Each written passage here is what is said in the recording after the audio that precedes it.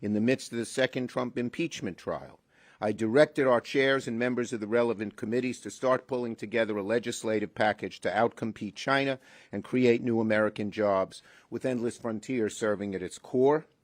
We made a commitment for both sides to work together. The Senate spent 3 weeks with lots of amendments, you may remember, because it was back in 2021, June of 2021, to pass the bill with overwhelming bipartisan support. And now, a year later, the legislation we're passing this week has many of the important measures that we worked on last summer. The core of the science provisions is Endless Frontiers. Biden has also extended the crisis-related payment pause several times. And the administration's approach to canceling student debt fails to satisfy many other Democrats, including Chuck Schumer, who has been calling on President Biden to cancel up to $50,000 for each $43 million borrower of student loans. Folks, there's a ton of good news about the fourth stimulus check and Social Security benefits that you have to know. $200 stimulus relief checks have actually been passed to help many Americans across the country. Congress has approved $4 billion for a fourth stimulus package. And with gas prices setting everyday record highs, a group of lawmakers in many states want to give residents some relief at the pump. A group of North Carolina state senators are proposing giving every licensed adult in North Carolina a one-time payment of $200 to apply towards rising gas prices.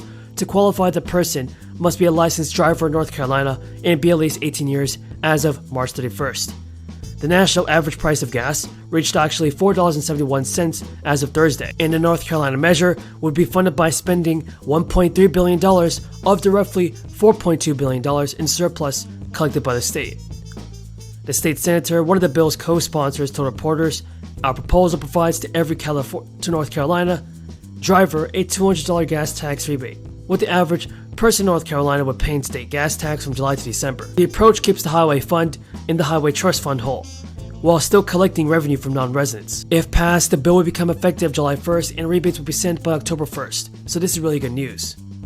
One proposal from a group of congressional Democrats provide an energy rebate of $100 direct payments to qualifying Americans.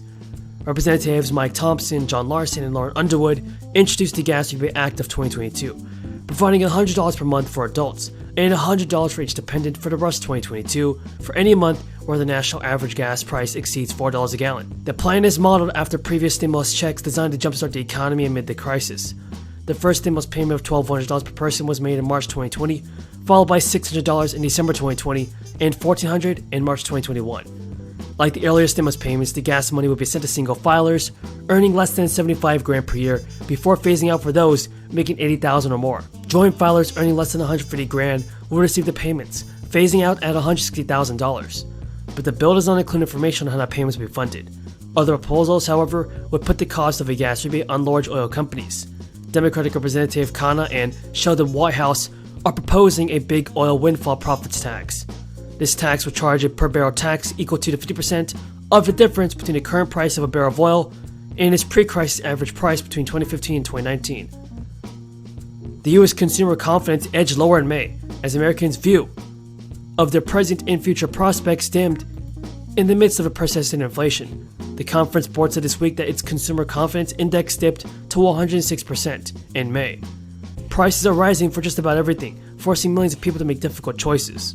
So folks, do you think that President Biden can do something about this? Tell me in the comments. Senator Kramer. Thank you, Senator Cardin. Thank you, Mr. Goffman, for being here. And I'm going to try to avoid asking you a question that would require you to abstain based on the Supreme Court situation, which I think is prudent of you. Vehicles will qualify for these incentives. Well, right off the bat, Kayla, it's the models that are built here in the U.S. And two good examples are the Tesla Model Y and the Ford F-150 Lightning.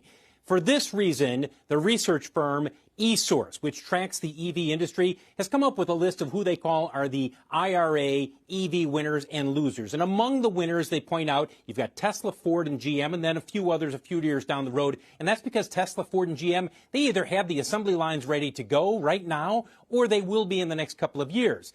By comparison, take a look at who eSource calls the IRA EV losers. And most notably on this list, you'll see the Japanese automakers Toyota and Nissan. And that's because they don't have immediate plans to build EVs here in the U.S. And by extension, that means that for a while, any EVs that they import into this country, they won't get the $7,500 discount. But Phil, affordability is such a huge issue here. I mean, $4 for a gallon of gas is expensive, but $66,000, which is what an electric vehicle is averaging right now, is so much more expensive. So how quickly can these companies make enough cars so that the price drops? It's going to take some time, because the biggest thing that is driving up the cost of electric vehicles are batteries and the battery packs, the cells that go into them. And it's really the components, things like lithium, cobalt, nickel, all of those raw materials are in Economists are that Congress is debating right now. Economists and lawmakers have said this change might financially impact millions of people. The cost of gas is surging across the U.S., but drivers should not expect any action taken by the president. The White House is staring down a global energy crunch caused by domestic supply chains and energy commodities. Gas prices have blown past record after record in recent weeks. According to new data, the average gallon of gas in the United States hit around $4.06. Experts have told reporters that the United States has been experiencing high gas prices even before this year. After the scramble to bring down prices ahead of the midterm elections, the White House has reached out to the oil industry to inquire about reopening shuttered refineries. Experts say there is a small chance of that happening, and the Family Security Act proposed by Mitt Romney aims to cut child poverty by a third, by providing most parents with monthly payments of $350 for each child under 6. It is similar to the temporary monthly payments to working families under the American Rescue. While Romney's proposal is similar to the previous program in that it will offer monthly payments to most parents, it will replace the earned income tax credit that low and middle income working parents receive. Years and years and years. So thank you for that, and to everyone here. So as many of you know, I am a daughter of California.